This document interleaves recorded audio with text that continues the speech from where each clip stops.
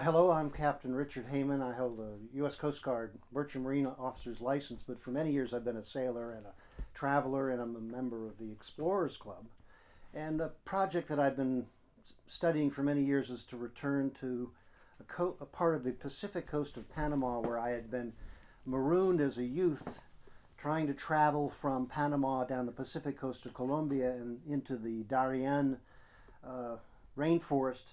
And I was with a French friend as we hiked and took boats and paddled and got into ever more rugged territory till we were marooned on a couple of villages and beaches down right near the Colombian border. And it was there that we could go no further.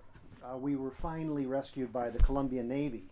But in the meanwhile, the villagers who were there, who were living a subsistence life on the shore, fishing and growing foods and coconuts, and it was very Pacific place, but the interior was completely inaccessible.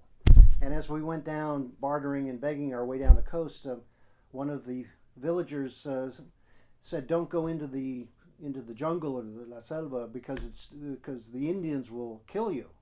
And I asked, "Are you not in? No estás Indian también?" And he said, "No, we are gente del mar." And he pointed to the ocean, saying that we came from the Pacific, meaning that they are Polynesians. However isolated they are from the rest of the world, they barely spoke any Spanish, much less whatever else is the other languages in southern Panama in the deep jungle. And so for years I've thought, well, this is of interest because as I've sailed around the world in Polynesia in particular, I've had the interest in the anthropological development of the Polynesian people. And there's been evidence of archaeology in the American coast from north to south of perhaps Marais and other Polynesian structures, but there's never been any living DNA found. And back in many decades ago when this was told to me, well, maybe not, but how do you prove it? Now with the DNA testing, you can confirm the heritage of anybody's molecular DNA structure.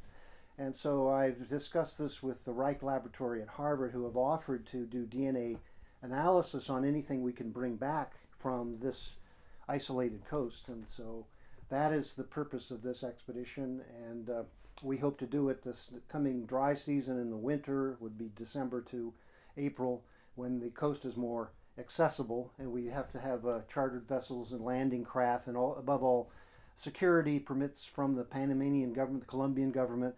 And because it's now a semi-militarized coast because of the narcotics trade, we would have to have full security to go there. Therefore, I don't think I'll go get marooned by myself again, but that may be where we end up, down on the beaches where I once was marooned.